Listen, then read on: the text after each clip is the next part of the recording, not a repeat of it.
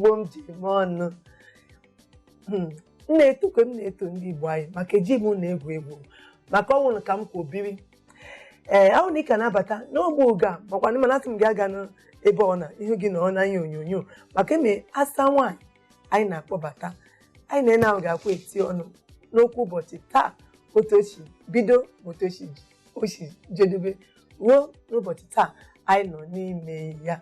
Nne ndewo nwata na mma asa mma nnọọ. Thank you.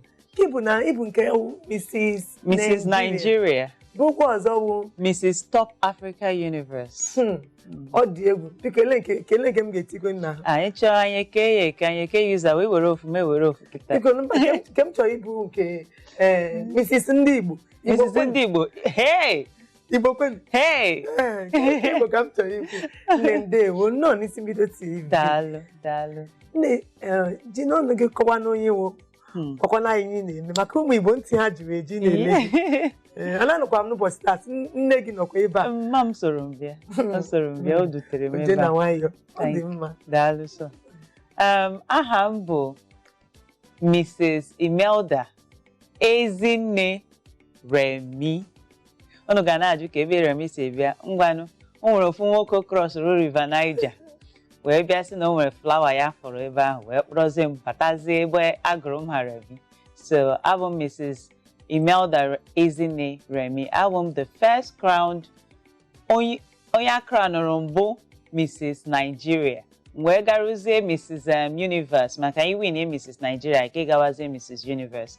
Wee garuzie Mrs. Universe he wee nyekwa Mrs. Africa. So ya ka m ji wee bịa. Ọ dị mma nne. Mrs. ụkwa ndị lụgowe dị ka a na-agwakwa okwu mụtakwa nwa maka ịma mgbe gboo Mrs. Nigeria ndị a na-amụbeghị ụda Mrs. onye lụrụ di mụtakwa nwa.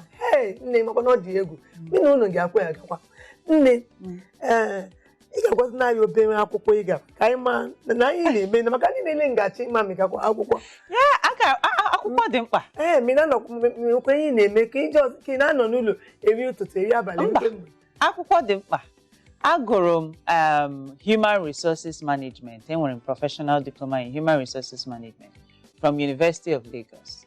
Mee wee gụkwa International Relations na North American University. Nka nọkwa kịta na-asị ka m gakwa meekwa na-etigwa ya n'elu.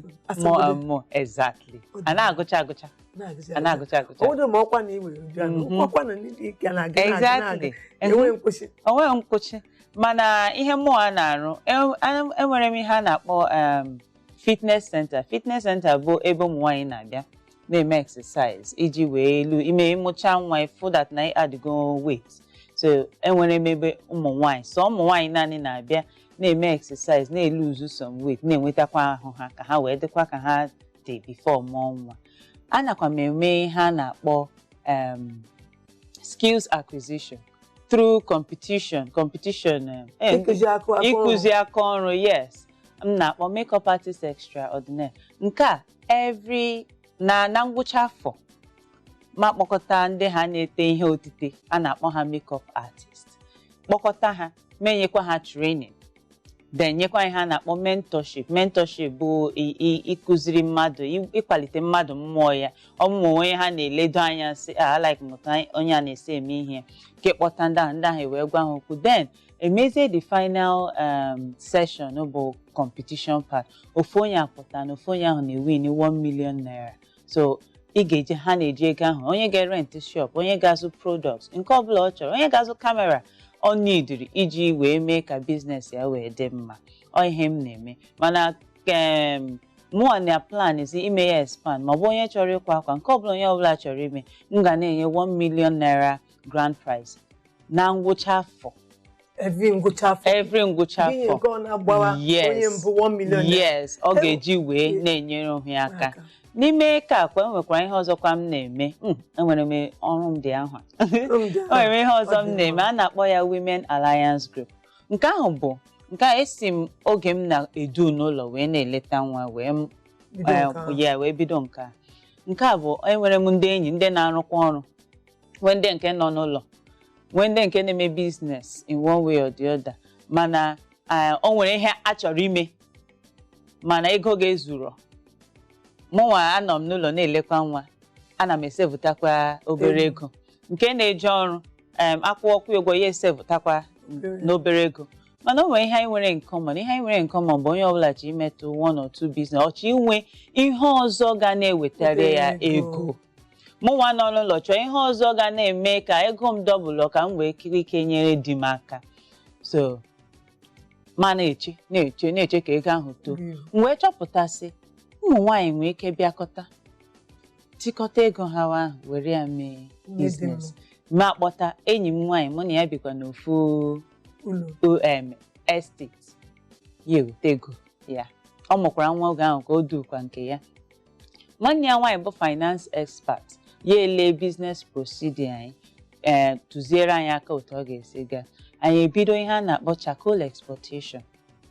opportunities juru na Nigeria mana ọ bụ some people ama emere m research mee ihe wee chọpụtasị a na-eme charcoal export a na-eme ginger export a na-eme soybeans export ihe ha dị iche iche a na-eme export so anyị wee werezie charcoal export ime export to Dubai collectively like that profit you can make it up to $2,000 profit on container get puroni ofu container get puroni and capital bụ maybe $5,000 so otu a ka anyị si wee tụkọta ego wee bido ya ụmụ nwaanyị dị iche iche wee na-asịzi biko naranụ m 200 m naranụ m 100 m naranụ m ego m so taa ka m si wee bido ya so ọ bụ ebe ụmụ nwaanyị na-abịakọta anyị emekọ biznes inwekwa product ị need wholesalers ụmụ nwaanyị ibe anyị nọkwa ndị chọrọ ibido ha ọ bụrụ ejighị ha ego dị ahụ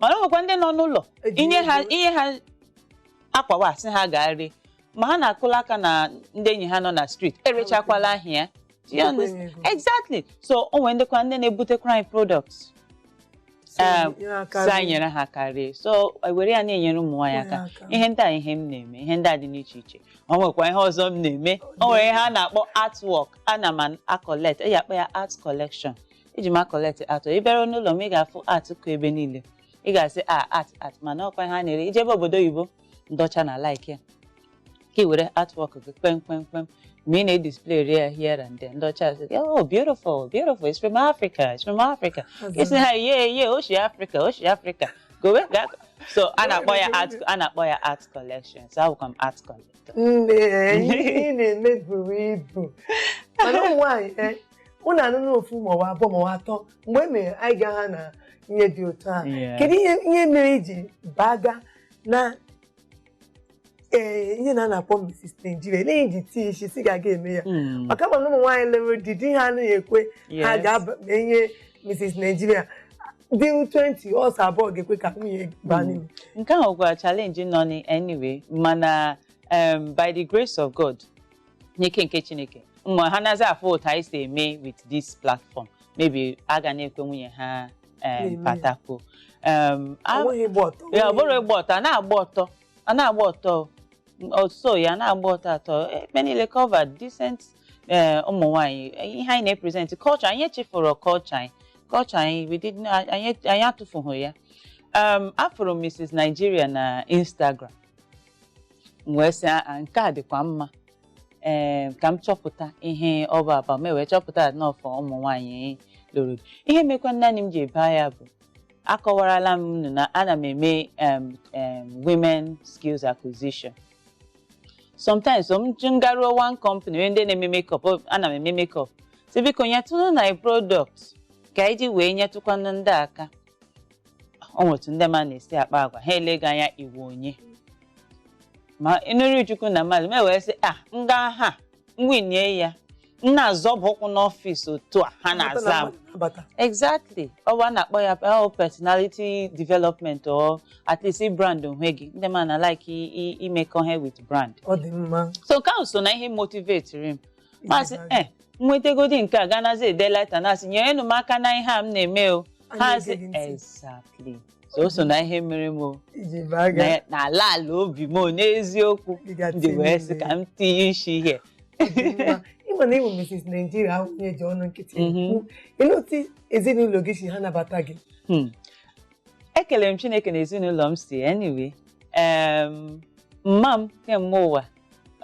onweghị ihe ọma m chọrọ ime ọ na-anaghị asọpọtụ m. Emere m modeling for 8 years. Mma m nyere m 5,000 naira m ji ga go form. So eshi m family na-asọpọtụ m. Akwa m otu mkpụrụ nwaanyị. So ihe ọbụla nne m ụmụnne m ndị nke nwoke ya go sister, go sister. Then ndị ka m lụrụ alụ ekelekwara m Chineke. Ọ na-akwado m na ihe dị iche iche m na-eme. Afụrụ m ihe Mrs. Nigeria wa ọ nọrọ ya ma edowe ya alọta masị lekwana ife mfu ya chịwa si nwaanyị a ijikwa nke eme nne masị ajọsụ m jije ya ịma ihe a m na-eme ngwinye ya ọ ga-adịkwa mma gị ga-abụkwa di Mrs. Nigeria ya wee chịwa. So nwayọọ tankwa ka m shikwara go form.